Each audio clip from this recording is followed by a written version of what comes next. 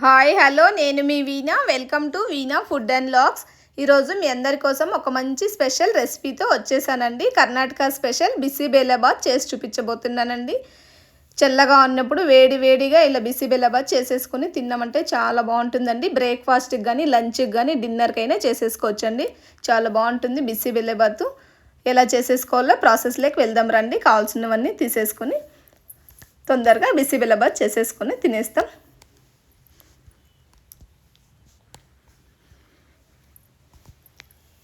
Beans 1 cup తీసుకున్నానండి. అలాగే ఆలు ఒక half cup, carrot half cup, capsicum ఒక హాఫ్ కప్పు తీసుకోవాలి. బఠానీలు కొద్దిగా నేను ఎండు బఠానీలు వాటర్లో నానబెట్టేసుకొని తీసుకున్నానండి. అలాగే కొద్దిగా పల్లీలు, ఒక 2 టమోటాలు కట్ చేసేసుకుని తీసేసుకున్నాను.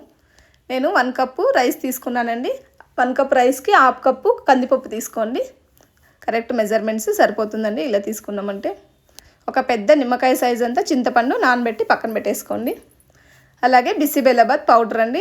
ఇది హోమ్ మేడ్ బిసిబేలాబాద్ పౌడర్. ఆల్రెడీ నేను ఒక చేసి చూపించాను. వీడియో లింకు కింద డిస్క్రిప్షన్లో ఇస్తాను, కావాలంటే చెక్ చేసుకోండి. అలాగే ఉల్లిపాయలు, కరివేపాకు, ఎండుమిరపకాయలు, ఇంకొద్దిగా క్యాప్సికమ్ కూడా తీసేసుకున్నానండి. అన్నీ ఇలా కట్ చేసేసుకొని రెడీగా పెట్టేసుకున్నామంటే బిసిబేలాబాద్ తొందరగా చేసేసుకోవచ్చు. ఒక కుక్కర్ తీసుకుని స్టవ్ మీద పెట్టేసుకోండి. అలాగే కందిపప్పు రైస్ తీసుకుని బాగా వాష్ చేసేసుకుని కుక్కర్లోకి యాడ్ చేసేసుకుందామండి.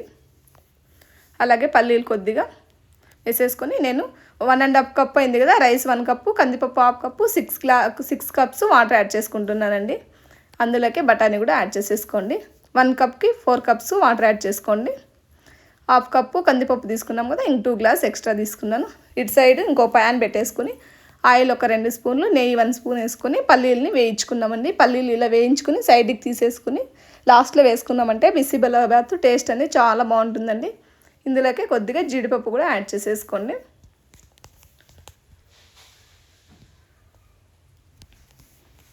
ఫ్రై చేసేసుకుని తీసేసుకుందాం. అందులోకి ఆయిల్లోకి అలాగే ఆవాలు వేసుకుందామండి. ఆవాలు కొద్దిగా చిట్లాయి కదా, ఉల్లిపాయలు యాడ్ చేసేసుకుందాం. అలాగే ఎండుమిర్చి, కరివేపాకు కూడా వేసేసుకొని ఆయిల్లో ఫ్రై చేసేసుకుందామండి.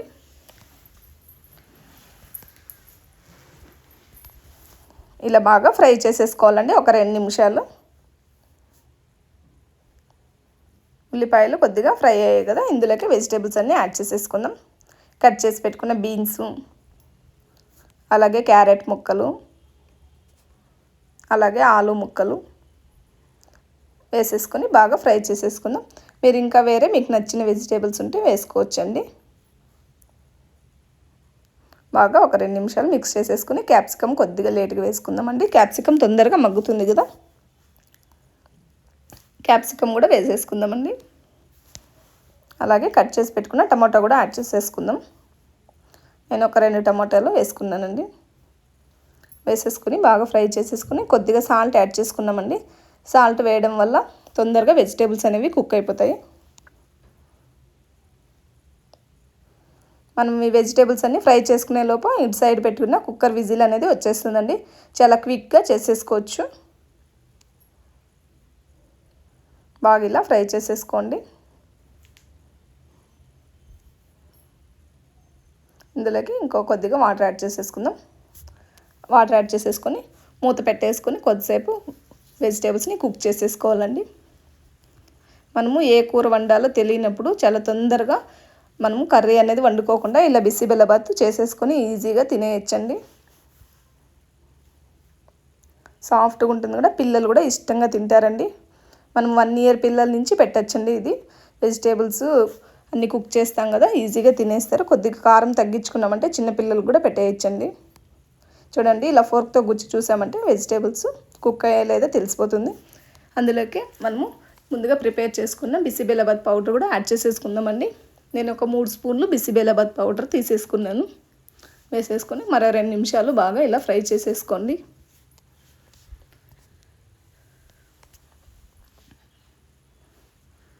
బాగా ఇలా కుక్ అయింది కదా, ఇందులోకి మనం చింతపండు గుజ్జును కూడా యాడ్ చేసేసుకుందామండి. బాగా మిక్స్ చేసేసుకుందాం. మరో 2 నిమిషాలు ఉడికించుకుందామండి. చింతపండు గుజ్జు కూడా బాగా కుక్ అయిపోతుంది.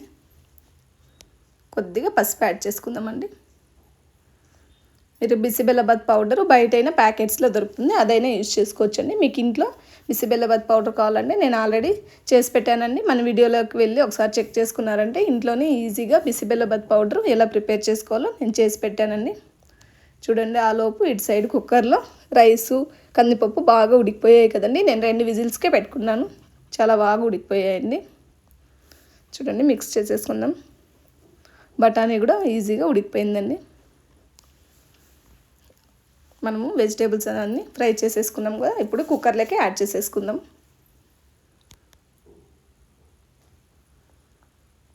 మీకు కన్సిస్టెన్సీ అనేది థిక్గా వచ్చిందంటే కొద్దిగా స్టవ్ పైన హాట్ వాటర్ పెట్టేసుకుని కూడా మిక్స్ చేసేసుకోవచ్చండి.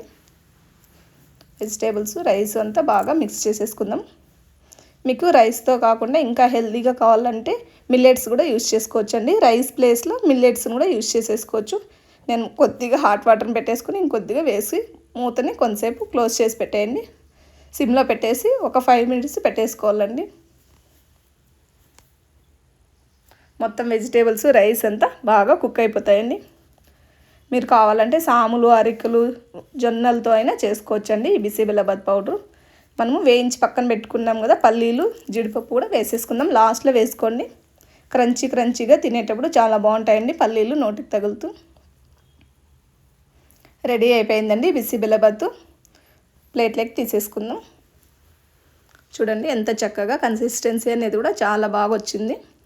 మీరు కూడా ఒకసారి తప్పకుండా ట్రై చేయండి ఇలా నేను చేసిన మెథడ్లో. మీకు నచ్చినట్లయితే ఒక లైక్ చేసేసుకోండి. మీ ఫ్రెండ్స్కి, రిలేటివ్స్కి ఫార్వర్డ్ చేయండి.